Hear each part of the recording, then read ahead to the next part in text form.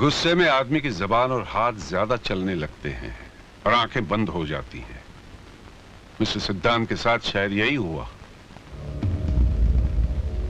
Yes sir, शायद यही वजह है कि इसने कपाली को इतना मारा कि वो बोलने के लायक भी नहीं रहा।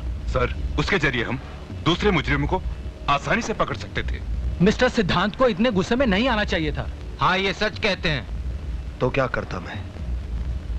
आप ही लोग बताइए, क्या करता मैं? जब शहर की तकदीर हरामी हो जाती है, तब कपाली जैसा एक हराम ज्यादा पैदा होता है। वो पुलिस लॉकअप से कुंज नहीं, हम पुलिस वालों की मर्दानगी उठा कर ले गया था। उसने एक जर्नलिस्ट का नहीं, एक आवाज, एक इनकलाब का खून कर दिया था। और जिस बुरी तरीके से उसने हमारे एक पुलिस इंस्पेक्टर को बीच सड़क पर मारा, उस गली के कुत्ते भी यह सोचकर खुश होते होंगे कि उनकी जिंदगी हम पुलिस वालों से तो अच्छी है। सर, कपाली की गुनाह इतनी भयानक है कि अगर किसी पुलिस वाले को उस पर गुस्सा नहीं आता तो यह समझा जाए कि वो इम्तिहान देकर वर्दी का हकदार तो बन गया है, मगर वर्दी का सच्चा वफादार नहीं। ये सच है सर, हालात कभी ऐसे भी हो जाते हैं कि गुस्सा आ जाए, मगर ये भी सच है मिस्टर सिद्धांत कि अगर तुम अपने गुस्से को काबू में रख लेते तो वो कम से कम बयान देने लायक तो रह जाता। सर, मैंने अपने गुस्से को काबू में रखा था, इसीलिए वो कम से कम जिंदा रहने के लायक जरूर है। The meeting is over.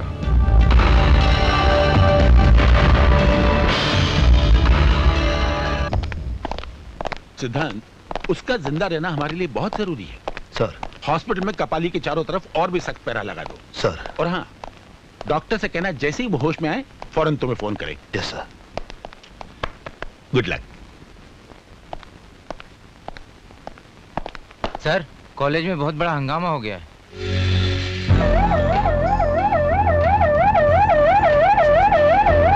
क्या समझता है प्रिंसिपल अपने आप को? हमारी डिमांड्स की कुछ वैल्यू ही नहीं। देख लेंगे हम सब लोग मिलकर इसको।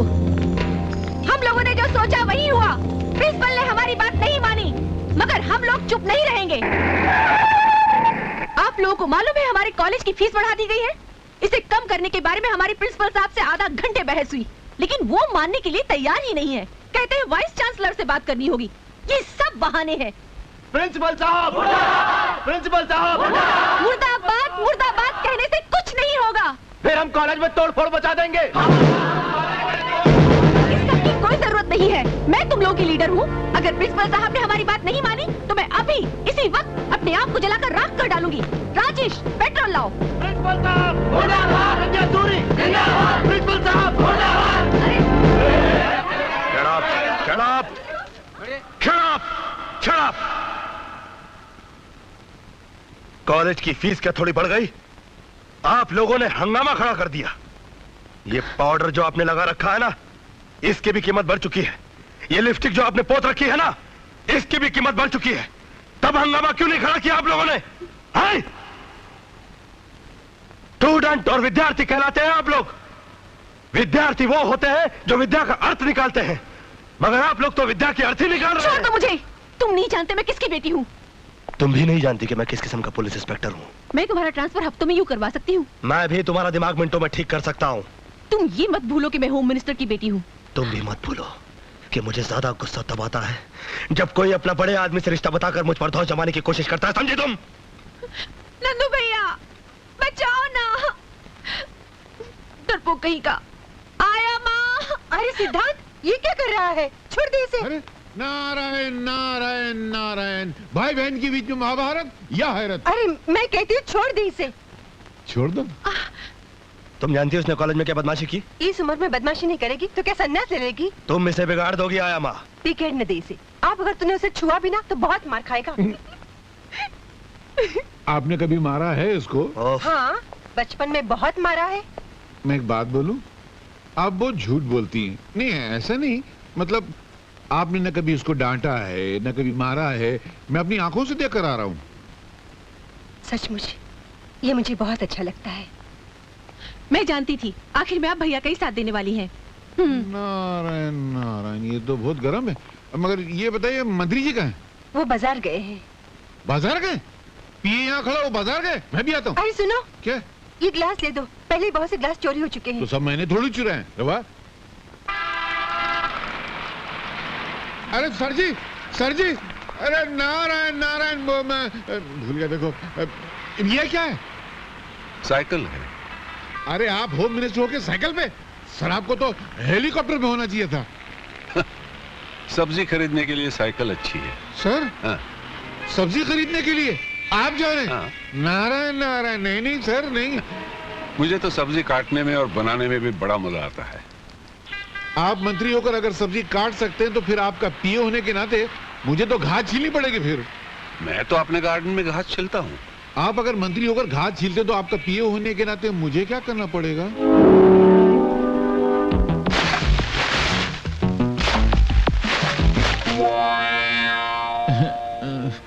क्या सर, आपका पीए बनने में कितना खुश हुआ था। मैं समझा था कि मैं कैश कमाऊंगा, ऐश में रहूंगा।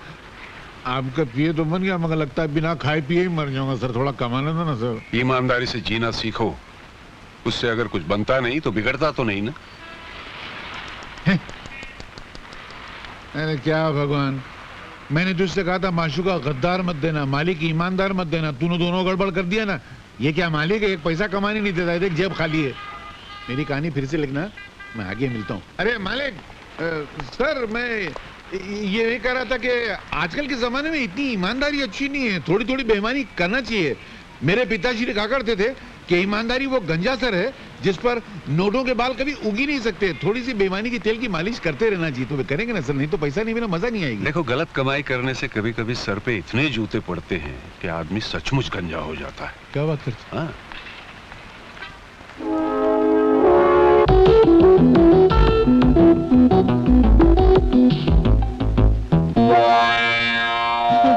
अरे सर,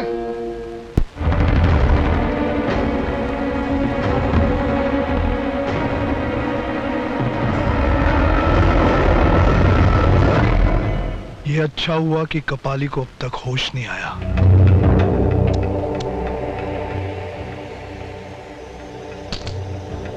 जब तक उसे मौत नहीं आती उसके होश में आने का चांस बाकी है। शेनी, आखिर तुम कहना क्या चाहती हो? आज इस शहर में एक खास प्रोग्राम है। फिलहाल तो तुम इसे देखो।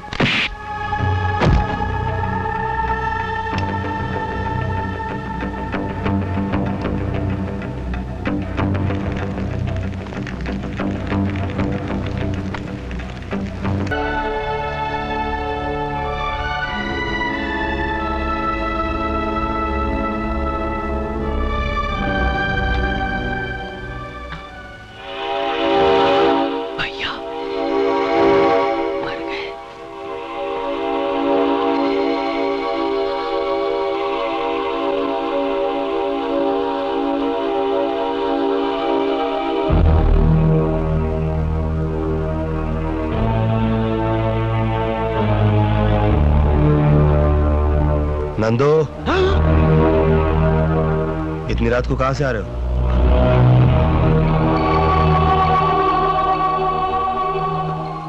एक काम था, मैं काम कर रहा था भैया। देशभक्ति पर एक फिल्म बन रही है, मैं उसी की शूटिंग कर रहा था। ये तो अच्छी बात है, फिर इतना चोरी चोरी क्यों जा रहा था? वो बहुत रात हो गई थी ना भैया, इसलिए। देख, मेरी दो बातें याद रखना। एक तो ये कि काम के लिए कभी दिन रात मत देखना, और दूसरी बात कि चोरों के कदमों की आवाज मैं अपने कानों से सुनता हूं, मगर अपने भाई के कदमों की आहट मैं अपने दिल से महसूस करता हूं। इसलिए एक बार मुझसे चोर बच सकता है, मगर मेरा भाई नहीं। चल जा, जाके सो जा।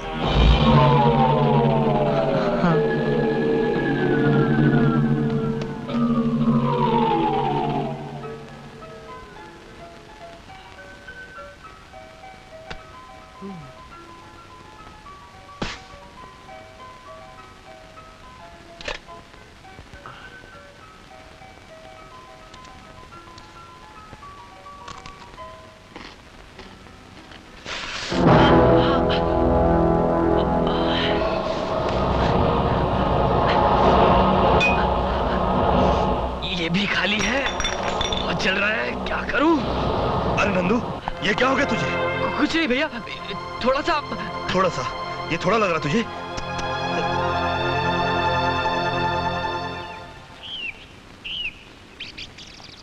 चल पहले पुलिस स्टेशन चलते हैं, उसके बाद घर जाएंगे। Police station? अरे नहीं भैया, आप ही जाओ ना। अरे तू तो एक आम आदमी की तरह पुलिस स्टेशन के नाम से घबराता है। तेरा भाई इंस्पेक्टर है। Now come on. अच्छा हुआ अपनी जीप से वो ऑटो रिक्शा वाला टकरा गया। फायदा अपना हुआ ना, उस रिक्शा वाले का पूरा रिक्शा डैमेज हो गया। अपनी जीप की तो सिर्फ कांच ही निकली है। अपना माल बनाते जाओ, कोई देखने वाला नहीं है। सब साले ऑफिसर यहाँ माल कमाने के चक्कर में हैं। अपन क्यों नहीं कमाए? कोई ना देवे उसको दो डालने का।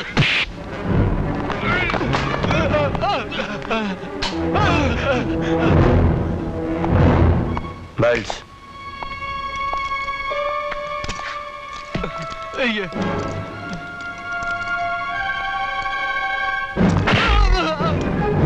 धुलाई उन्हीं कपड़ों की होती है जिन पर मैल लगा हो, समझे?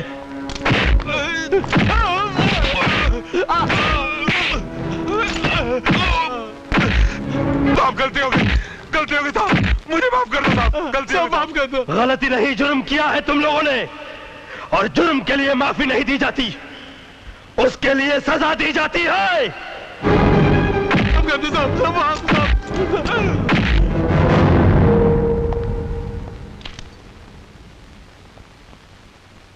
नंदू कहां चला गया? ओह, कॉलेज चला गया होगा। ये 11 बज गया, अभी तक सब इंस्पेक्टर वर्धन क्यों नहीं आए?